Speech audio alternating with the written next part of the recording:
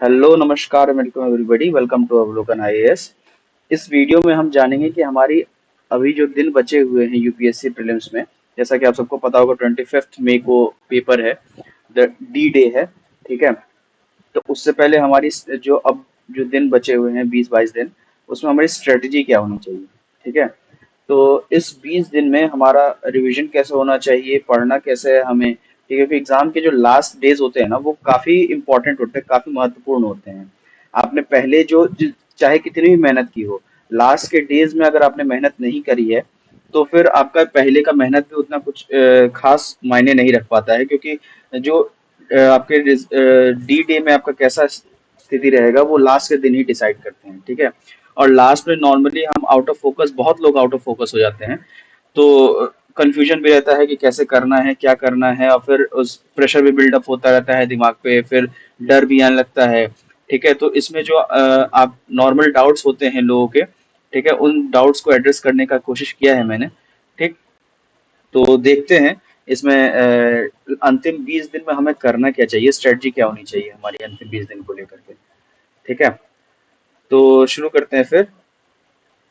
देखो, सबसे पहला जो डाउट होता है हर किसी बच्चे के अंदर, कि यार अब तो 20 दिन बचे हुए हैं, मॉक देना चाहिए कि नहीं देना चाहिए। ठीक है, ये बहुत बड़ा डाउट है, और बहुत लोग इस डाउट के चक्कर में फिर मॉक देते भी नहीं। ठीक है, जो कि बहुत गलत है। मॉक देना चाहिए, मॉक आपको नहीं छोड़ना चाहिए। जब तक 7 दिन, एग्जाम से 7 दिन पहले तक आपको मॉक लगातार देते रहना चाहिए। लगातार इन द सेंस ये नहीं कि डेली डेली मॉक दे रहे हो।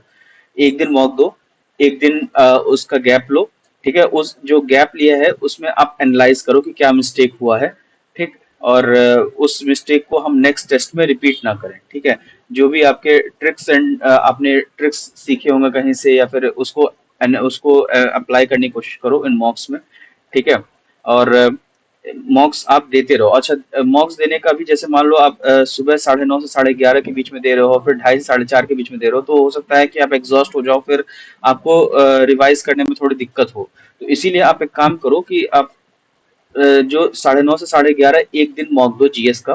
फिर अगले दिन जब आप दे रहे हो, तो उसको 2:30 से 4:30 का रखो सी सेट के लिए। ठीक है, इस तरह आप एक दिन में एक मॉक दोगे, उसको एनालाइज भी कर पाओगे, और 3-4 घंटे में आपका, 3 घंटे के अंदर आपका एनालाइज हो जाना चाहिए। आई होप आप जो आपने मॉक दिया है। ठीक, तो 9:30 11:30 एक मॉक दिया आपने, और उसके बाद फिर 11:30 बजे के बाद फिर जब आप पेपर दे करके आते हो, तो आधे घंटे का रेस्ट ले लो। आधा घंटा 45 मिनट से ज्यादा मत लो रेस्ट, क्योंकि अभी अब एकदम पीक टाइम आ गया है, ज्यादा रेस्ट लेना सही भी नहीं है। तो आप फिर वापस 12 सवा 12 बजे बैठ जाओ मॉक एनालिसिस करने के लिए, और 3 बजे तक लेटेस्ट, उससे ज्यादा टाइम मत लो। 3 बजे तक आपको पूरा मॉक 100 के 100 क्वेश्चन एनालाइज कर लेने हैं। कहाँ मिस्टेक हुई है, क्यों मिस्टेक हो रही है, ये सब चीजें एनालिसिस आपको खत्म कर लेनी है उस मॉक में। ठीक है, फिर जब एक बार वो आपका एनालिसिस खत्म हो जाता है, फिर आप 3 साढ़े 3 बजे के बाद फिर आधा एक घंटे का ब्रेक ले लो। ठीक, और उस आधे घंटे एक घंटे के ब्रेक के बाद फिर जब वापस आप 4 बजे से बैठो, फिर आप रिवीजन करना चालू करो। ठीक है, फिर नेक्स्ट डे वही सेम काम करो, 2 बजे तक पढ़ो। फिर 2:30 बजे फिर बैठो सी सेट के टेस्ट देने के लिए, और सी सेट का 2:30 बजे से टेस्ट दे करके 4:30 बजे तक टेस्ट दो। और उसके बाद फिर 5 बजे से वापस बैठो उसके एनालिसिस के लिए, और 8 बजे तक उसकी एनालिसिस भी खत्म कर दो कि कहाँ मिस्टेक हुआ है, क्या कैलकुलेशन मिस्टेक हुई है। आई होप सी सेट में 3 घंटा तो नहीं लेगा, सी सेट में तो कम ही टाइम लगता है। ठीक है, तो आई सी सेट 2 घंटे के अंदर निपट जाता है, तो 7 बजे तक अंदर आपका, 5 बजे से 7 बजे के बीच में आपका निपट जाएगा सी सेट का एनालिसिस, कि कहाँ मिस्टेक हो रही है सी सेट में भी। ठीक है, और अगर सपोज आपके सी सेट बहुत अच्छे नंबर आ रहे हैं, तो कोशिश करो कि जिस टॉपिक पे आपका अच्छे नंबर आ रहे हैं, ठीक है, तो उसको और ज्यादा स्ट्रॉन्ग करो आप। ठीक है, नए टॉपिक्स मत उठाओ। ठीक है, जैसे नंबर सिस्टम आपका अच्छा है, तो नंबर सिस्टम से काफी क्वेश्चंस आते भी हैं, तो नंबर सिस्टम को प्रैक्टिस करो, और ज्यादा प्रैक्टिस करो। ठीक, आपका सपोज रीडिंग कॉम्प्रिहेंशन अच्छा है, तो रीडिंग कॉम्प्रिहेंशन को स्ट्रॉन्ग करो अभी। ठीक है, कोशिश करो कि उसमें जो जैसे मान लो आप रीडिंग कॉम्प्रिहेंशन के 26-27 क्वेश्चन रहते हैं। ठीक है, और उसमें से आपके 23-24 सही हो रहे हैं, जो कि काफी अच्छा नंबर है। 23-24 अगर रीडिंग कॉम्प्रिहेंशन के सही हो रहे हैं, तो कोशिश करो कि वो 24 जो है 26 तक पहुंच जाए। ठीक है, एक दो क्वेश्चन ज्यादा रीडिंग कॉम्प्रिहेंशन का गलत ना हो। ठीक, और आपके अगर सपोज नंबर सिस्टम, सब 10 क्वेश्चन नंबर सिस्टम के अगर आ रहे हैं, 10-15 क्वेश्चन, 15 क्वेश्चन में से मान लो आपके 10 सही हो रहे हैं, तो उसको कोशिश करो 12 तक पहुंचाओ, 13 तक पहुंचाओ। ठीक है, तो आप कोशिश करो कि जो आपका स्ट्रांग है उसको और स्ट्रांग करो, ठीक है। और वीक को स्ट्रांग करने का अब समय चला गया है, तो स्ट्रांग को और ज्यादा स्ट्रांग बनाना है। जो वीक है उस पर हम ध्यान देंगे, अभी भी ऐसा नहीं है कि बिल्कुल ही ध्यान देना बंद कर देंगे, उस पर भी ध्यान देंगे लेकिन थोड़ा कम ध्यान देंगे। अभी हमारा ज्यादा ध्यान होना चाहिए जो स्ट्रांग है उसको और जबरदस्त और ज्यादा स्ट्रांग करेंगे, ठीक है। उसके बाद फिर एक अगला डाउट जो आता है कैंडिडेट्स के मन में कि यार ये अटेम्प्ट छोड़ देते हैं, अगले अटेम्प्ट में देंगे। तो देखो मेरी बात विश्वास मानो, अगर आपने ऐसा सोचा है कि अटेम्प्ट छोड़ करके अगले अटेम्प्ट दे देंगे तो अगले अटेम्प्ट में भी आप कुछ ज्यादा बढ़िया कर नहीं पाओगे, ठीक है। और मैं यहाँ पे पेसिमिस्टिक नहीं हो रहा हूँ, ये ऐसा होता है, बहुत लोग सोचते हैं कि एंड आ गया है, कि साल भर उन्होंने पढ़ाई करी होती है लेकिन लास्ट के एक महीने में वो अपना होप खो देते हैं। तो यार ऐसे होप मत खो, अगर आपने साल भर पढ़ाई करी है, लास्ट के एक दो महीने में आपका स्थिति डावाडोल हो रही है, तो डरने की बात नहीं है। आपने साल भर मेहनत करी है, आप ठीक है, आप एकदम पूरा 100% फोकस के साथ दोबारा लग जाओ, ठीक। और ये अटेम्प्ट आप दो, ठीक है ना। और अटेम्प्ट देना जरूरी इसलिए क्योंकि आपको देखो आपने साल भर मेहनत करी है, उस मेहनत को वेस्ट मत जाने दो कुछ दिन के डाउट्स की वजह से, ठीक है। अगर आपने ईमानदारी से मेहनत की है साल भर तो ये अटेम्प्ट दो, ठीक है ना। तो ये दूसरा ज्यादा सबसे ज्यादा बड़ा डाउट्स होता है। आप ओआरएन चले जाओगे तो ज्यादातर वही लोग सोचते हैं कि अरे इस अटेम्प्ट को छोड़ देते हैं, नेक्स्ट अटेम्प्ट में देखेंगे। तो नहीं, ऐसे नहीं होता है चीजें, ठीक है। तो ये अटेम्प्ट दो आप। तो इसके बाद फिर नेक्स्ट पे आते हैं क्या है। अच्छा, एक और चीज कि अब फिर अगला आता है कि अंतिम 20 दिनों में हमें ज्यादा क्या करना चाहिए। देखो अंतिम 20 दिन में आपको ज्यादातर लो हैंगिंग फ्रूट्स पे ज्यादा फोकस करो। लो हैंगिंग फ्रूट्स यानी आपके जो आसानी से याद हो जाए और यूपीएससी जो बार बार पूछता है, ठीक है। जैसे पॉलिटी में हो गया, प्रीएम्बल पे ज्यादा हर साल हर एक दो साल में सवाल आता रहता है, ठीक है। पार्लियामेंट के चैप्टर से सवाल आता ही आता है, एक दो सवाल। तो पार्लियामेंट चैप्टर को अच्छे से ध्यान दो, ठीक है। पॉलिटी का हो गया ये। फिर एनवायरमेंट में एनवायरमेंट का तो काफी चीजें ट्रिकी हो जाती है कभी कभी। तो लेकिन कन्वेंशंस वगैरह हुआ, सीओपी वगैरह हुआ, ठीक है। तो इस पे ज्यादा ध्यान दो, सीओपी वगैरह से सवाल आते रहते हैं, कन्वेंशंस में आते रहते हैं। फिर और कोई एक्ट्स वगैरह है तो इस पे भी एक बार देख लो, एक्ट्स वगैरह, ठीक। इकोनॉमी में आपके आईएमएफ वगैरह से सवाल आते हैं तो आईएमएफ कौन सा रिपोर्ट पब्लिश करता है, फिर वर्ल्ड बैंक कौन सा रिपोर्ट पब्लिश करता है, ठीक है। और क्या क्या थीम रही हैं, तो वो सब चीजें ध्यान दो, ठीक। तो ये लो हैंगिंग फ्रूट्स पे ज्यादा ध्यान दो अभी, ये जिसको कम एफर्ट करके ज्यादा इसमें स्कोर किया जा सकता है, ठीक है। तो ये लो हैंगिंग फ्रूट पे ज्यादा हमें ध्यान देना है अंतिम 20 दिन में, ठीक। उसके बाद फिर मॉक्स देते जा रहे हो, उसकी एनालिसिस भी करते रहो। जैसा कि मैंने पहले ही बता दिया है कि मॉक्स देना है आपको और उसकी एनालिसिस भी करना है कि कहाँ मिस्टेक हो रही है, क्यों मिस्टेक हो रही है, ठीक है।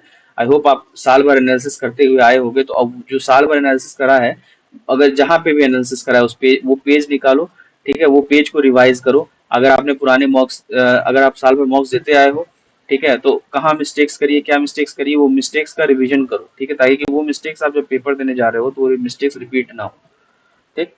तो मॉक्स भी देना है अपने को, एनालिसिस भी करना है, ठीक है। अब लो हैंगिंग फ्रूट्स पे फोकस करना है। लो हैंगिंग फ्रूट्स मैंने बता दिया क्या लो हैंगिंग फ्रूट्स हैं।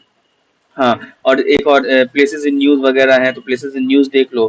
फिर प्लेसेस इन न्यूज में मोस्टली आप अफ्रीका का सेक्शन देख लो। अफ्रीका में भी आपका जो ज्यादा अफ्रीका में सवाल पूछता है वो आपका लीवांट रीजन वगैरह वाला एरिया हुआ, ठीक है। सो जो नॉर्थ अफ्रीका का एरिया है जो ज्यादा मिलिट्री जिसमें मिलिट्री कूप है वो होता रहता है आए दिन, सूडान हुआ। फिर आपका डीआरसी हुआ, डेमोक्रेटिक रिपब्लिक ऑफ कॉन्गो वगैरह, ये सब एरियाज जो हैं ये अफ्रीका के, ये सब यूपीएससी के ज्यादा पूछे जाने वाले एरियाज हैं। तो इन सब पे फोकस करते रहो, ठीक है। तो ये सब यूपीएससी के लो हैंगिंग फ्रूट्स में आते हैं। फिर आपके मैपिंग वगैरह में ये हो गया। फिर कोई रिवर वगैरह न्यूज में है कि नहीं, इंडिया में अगर कोई रिवर न्यूज में रहा है तो वो देखो। फिर प्रयाग, जैसे अभी इस साल कुंभ था, तो कुंभ में प्रयागराज में कुंभ लगा, तो प्रयागराज में कौन सी रिवर्स आती हैं, कौन कौन सी रिवर मिलती है, उनका स्टार्टिंग पॉइंट क्या है, एंडिंग पॉइंट कहाँ है, ठीक है। उनके ट्रिब्यूटरीज क्या हैं। तो ये सब चीजें लो हैंगिंग फ्रूट्स हैं, तो ये सब चीजें में देखो। फिर वेपन्स वगैरह कौन से नए वेपन्स इंडियन गवर्नमेंट ने लिए हैं या फिर इंडियन गवर्नमेंट बनाई है जो न्यूज में रहे हैं, ठीक है। वो सब देखो। ये सब छोटे छोटे हैं जिसमें आपको समय कम लगेगा और फैक्चुअल चीजें होती हैं, आपको फटाफट याद भी हो जाएगा, इसमें नंबर भी मिलने के चांसेस होते हैं, ठीक है। तो ये हो गया लो हैंगिंग फ्रूट्स और मॉक्स वगैरह के एनालिसिस, ठीक है। फिर नेक्स्ट स्लाइड पे मूव करते हैं। नेक्स्ट स्लाइड है कि अच्छा देखो कि अगर आपने रिवीजन अभी तक नहीं शुरू किया है, ठीक है, तो वो रिवीजन शुरू कर दो। रिवीजन को इग्नोर नहीं करना है। अगर आपने अभी तक नहीं किया है तो वैसे तो आपने गलती की है, लेकिन कोई बात नहीं, अभी 20 दिन है हमारे पास। तो अभी तक जो अगर कुछ नया पढ़ रहे हो तो नया पढ़ना छोड़ दो, रिवीजन चालू कर दो। जितना पढ़ लिया हो उसका रिवीजन करना चालू करो। ठीक है, नया कुछ नहीं पढ़ना है अब। जो नया पढ़ना था वो सब पढ़ लिया। अंतिम लास्ट 1 महीने में 30 दिन पहले ही नया पढ़ना बंद कर देना चाहिए आप लोग को। तो नया मत पढ़ो। अब जो भी अब पुराना पढ़ा है उसी को बार बार रिवाइज करो, रिवाइज करो। रिवीजन मोनोटोनस हो सकता है, आपको मजा नहीं आएगा, बेकार लगेगा, बोरिंग लगेगा, लेकिन कोई बात नहीं, बोरिंग चीजें ही रिजल्ट दिलाएंगी। तो आप रिवाइज करना शुरू करो उसको। ठीक है। और तीसरा RRR, ये मूवी नहीं देखनी है। RRR का मतलब है रिवाइज रिवाइज रिवाइज, मतलब सिर्फ और सिर्फ रिवीजन करना है आपको और कुछ नहीं करना है। ठीक है। इधर उधर के लोगों से बातें करना बंद कर दो, और इधर उधर की चीजों में डिविएट होना बंद कर दो। सोशल मीडिया और ऑलमोस्ट अपना बंद कर लो आप। ठीक है, सोशल मीडिया मत इस्तेमाल करो, कुछ नहीं होगा। अभी बहुत सारी चीजें चल रही हैं सोशल मीडिया में आपको ध्यान डिविएट करने के लिए। ठीक है, तो उन सब चीजों पे ध्यान नहीं देना है, अभी बंद कर देना सोशल मीडिया। ठीक। अभी बस एक ही काम करना है हमको, अपना रिवीजन, सिर्फ और सिर्फ revision. Mock test analysis revision, mock test analysis revision, बार बार यही चीजें करनी है। ठीक। उसके बाद में फिर अच्छा, रिवाइज क्या करना है, देखो। सबसे ज्यादा रिवीजन का जो है वो 5 सब्जेक्ट्स हैं जो आपको बहुत ज्यादा नंबर दिलाएंगी। 80% ऑफ द पेपर, ऑलमोस्ट 80 नहीं कह सकते, 70% ऑफ द पेपर कह सकते हैं। 60 से 70% पेपर इसी का यही कंपोज करता है। ठीक है, इसके अलावा और चीजें हैं पर वो क्या कम कंपोज करती हैं। और अपने को 200 में से 200 नहीं लाना होता है प्रीलिम्स में, इतना लाना होता है कि कट ऑफ क्लियर हो जाए। ठीक है, क्योंकि ये नंबर तो जुड़ता है नहीं फाइनल लिस्ट में। तो कट ऑफ क्लियर करने के लिए आपको 5 सब्जेक्ट पे ज्यादा फोकस करना है सबसे पहले। और इसका सीक्वेंस है करने के लिए, सबसे पहले हिस्ट्री पे फोकस करो ज्यादा। ठीक है, क्योंकि हिस्ट्री की चीजें आप हिस्ट्री में उतने ज्यादा क्वेश्चंस आजकल एंशिएंट से आते हैं, मॉडर्न से कम आते हैं, तो मॉडर्न पे थोड़ा कम फोकस रखो। ऐसा नहीं उसको भी इग्नोर कर देना है, उसको भी चीजें को ध्यान में रखना है। जो आपके कॉन्स्टिट्यूशन बनने वाले समय, जैसे 1920 से लेकर जो गांधीयन एरा है, ठीक है, उस समय के डेवलपमेंट्स वगैरह वो सब चीजें ध्यान रखो, जैसे मॉन्टेक चेम्सफोर्ड रिफॉर्म्स वगैरह हो गए। ठीक है। उसके बाद फिर आपके जो 1940 से लेकर के 1947 तक के जो इंसिडेंट्स बार बार हो रहे हैं, तो उन इंसिडेंट्स हो रहे थे, तो उस बीच के जो इंसिडेंट्स हैं उसको आपको याद रखना है। ठीक है, उस समय कई सारे आए थे। वेवल का वो आया था। उसके बाद फिर CR दास के समझौते वगैरह आए थे। ठीक है। और क्या कहते हैं और बहुत सारे अभी जैसे अभी नेहरू लियाकत पैक्ट वगैरह 1950s का था। तो ये सब चीजें आपको बार बार उसको मेमोराइज कर लो, ताकि उस पे से क्वेश्चन आए तो वो छूटे ना। ठीक, तो ये मॉडर्न में। और एंशिएंट में आप ज्यादातर बुद्धिज्म जैनिज्म पे फोकस करोगे, उससे एक क्वेश्चन तो पक्का है ही, फिक्स है। ठीक है, तो बुद्धिज्म जैनिज्म पे फोकस करना है आपको एशियन में। मेडिवल में आप अकबर वाला रीजन पे ज्यादा, अकबर पे ज्यादा फोकस करना, औरंगजेब वाले रीजन पे ज्यादा फोकस करना। ठीक है। तो मेडिवल में ये हो गया। और उससे भी ज्यादा मेडिवल में आप फोकस करना इन सब पे, जो नीचे अपने 3 राज हुआ करते होते थे, पांडवाज, राष्ट्रकूटाज और चोलाज वगैरह। ठीक है, तो इन सब पे भी फोकस करना, इन सबको मत छोड़ देना। इन सब पे भी सवाल आते ही आते हैं हर साल। ठीक, तो ये तो हिस्ट्री का हो गया। फिर पहला आपने हिस्ट्री, और ये 2 दिन में 3 दिन में आपको रिवाइज कर लेना है। ठीक। और उसके बाद फिर अगला आता है ज्योग्राफी। ज्योग्राफी में आप रिवाइज करोगे इंडिया का, जो इंडिया में कौन रिवर्स वगैरह की, ठीक है, पैटर्न्स वगैरह रिवर्स के। फिर वाइल्ड लाइफ सेंचुरी जो न्यूज में है, नेशनल पार्क जो न्यूज में है। ठीक है, और मोस्टली आप क्या कहते हैं, जो वेस्टर्न घाट्स है उस पर ज्यादा फोकस करना, फिर नॉर्थ ईस्टर्न एरिया के जो है उन पे ज्यादा फोकस करना। ठीक। ये सब पे ज्यादा फोकस रहना चाहिए आपका। ईस्टर्न घाट्स पे फोकस रहना चाहिए, ऐसा नहीं, और कम्प्लीटली उसको नहीं छोड़ सकते। ठीक है। फिर कौन सी वेस्ट फ्लोइंग रिवर्स हैं, कौन सी ईस्ट फ्लोइंग रिवर्स हैं।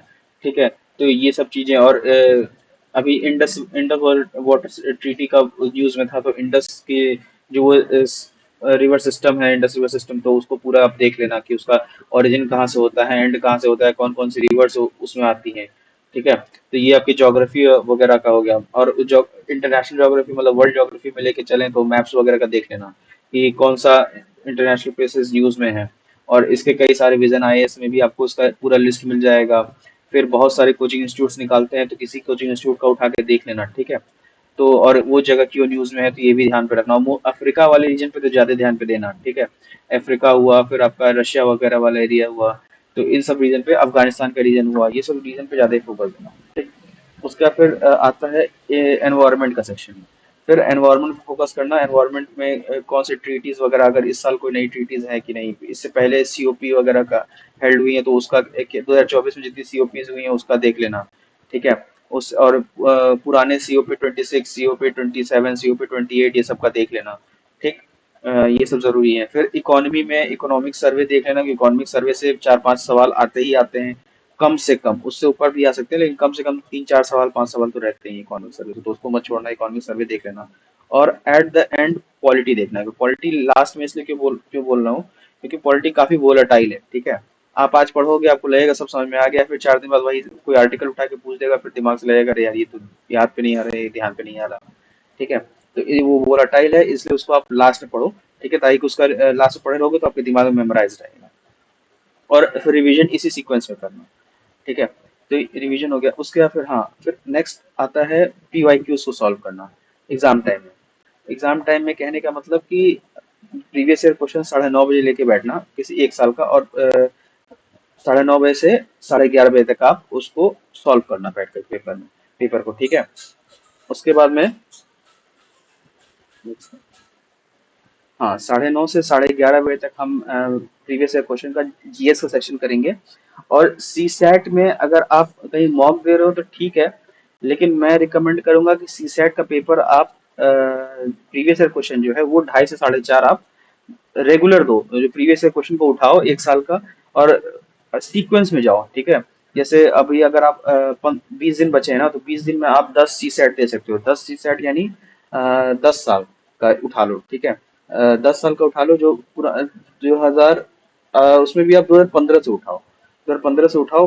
एक दिन का 15 का दो, फिर उसके नेक्स्ट डे 16, फिर उसके जैसे मैंने बताया था अल्टरनेट डेज करके, ठीक है। फिर 17, ऐसे करके प्रीवियस ईयर क्वेश्चन दो, और एग्जाम टाइम में दो, ठीक है। 9:30 से 11:30, और 2:30 से 4:30 के बीच में।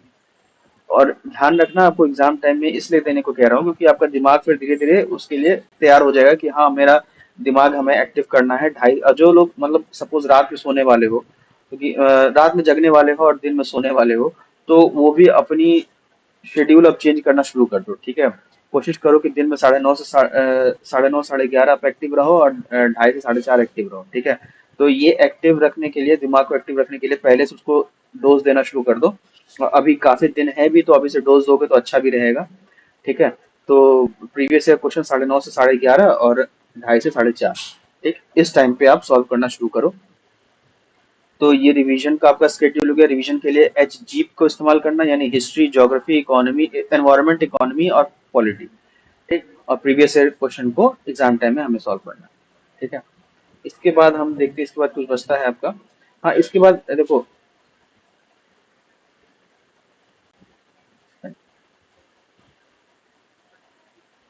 अच्छा यहाँ पे आपका खत्म होता है इतना, इतने स्ट्रेटजी है अंतिम 20 दिन के लिए। और अच्छा, इन सब से भी ज्यादा जरूरी है कि आप इस प्रोसेस, आपने जो मेहनत करी है एक साल की, ठीक है, अपने उस मेहनत पे ट्रस्ट रखो। ट्रस्ट अभी आपको खोना नहीं है, ठीक है। कि आपको अभी लग सकता है कि नहीं यार मेरे से नहीं हो रहा है, नेक्स्ट टाइम देंगे, ठीक है, अभी नहीं कर पाएंगे, मुझे बहुत डर लग रहा है, कैसे होगा पेपर, क्या होगा, कैसे होगा क्या होगा, वो डरने की बात है, वो बाद में जब प्रीलिम्स दे लेंगे उसके बाद फिर हम डरेंगे, ठीक है। उससे पहले डरने की जरूरत नहीं है। आपने मेहनत की है साल भर, आप अपनी मेहनत पे विश्वास रखो, ठीक है। और एफर्ट, जो अगर आपने ईमानदारी से एफर्ट डाला है, ठीक है, तो आप पेपर देने जाओ, डरो नहीं, अच्छा ही होगा, जो भी होगा अच्छा होगा, कुछ बुरा नहीं होने वाला, ठीक है। तो यहाँ पे हम इस लेक्चर को खत्म करते हैं। और अगर आपको कोई भी डाउट हो तो आप इस व्हाट्सएप पे, या इस ये व्हाट्सएप नंबर है हमारा, इस पे आप मैसेज कर सकते हो, या हमारे इंस्टाग्राम पे डीएम कर सकते हो, या इस वीडियो के नीचे आप कमेंट भी कर सकते हो, ठीक है। और आपको कुछ जानना है, कुछ और भी कोई कुछ चीजें प्रीलिम्स के रिगार्डिंग पूछनी है, तो वो भी आप बेझिझक इन सब चीजों पे, इन सब पे कमेंट या डीएम करके पूछ सकते हो, ठीक है। तो मैं आई होप आप सब पढ़ रहे होंगे। आप आई होप हैप्पी स्टडिंग आप लोगों को, ठीक है। और मन लगा पढ़ो। ठीक है। और अगर कोई डाउट हो, कुछ भी हो, तो हमें कुछ अपने एंड से समझ में आएगा तो हम उसके रिगार्डिंग वीडियो लेकर के आ जाएंगे। ठीक है। आपको कोई डाउट हो, अब किसी चीज पे वीडियो चाहते हो हम कि हम उस पे वीडियो बनाएं, तो आप कमेंट में हमें बता दो, या इंस्टाग्राम पे डीएम कर दो, या फिर व्हाट्सएप पे कमेंट में व्हाट्सएप पे डीएम करके बता दो। ठीक है। हम उस पे अगर एक बच्चा भी होगा तो भी हम कोशिश उसको बताने के लिए भी हम बताएंगे, वीडियो बना देंगे। ठीक है। तो आप घबराओ नहीं, मेहनत करो। ठीक है। 20 दिन है अभी का, अभी टाइम है, ऐसा नहीं है सब कुछ नहीं डूब गया है। मेहनत आज से भी शुरू, अगर मेहनत शुरू आज से शुरू करोगे तो नहीं कुछ हो पाएगा, लेकिन हाँ अगर आपने मेहनत की है तो अभी वाले से डरो नहीं। ठीक है। आपके पास टाइम है 20 दिन, आप एफर्ट डालो और यू विल ऑलवेज सक्सीड। ठीक है। धन्यवाद। जय हिंद।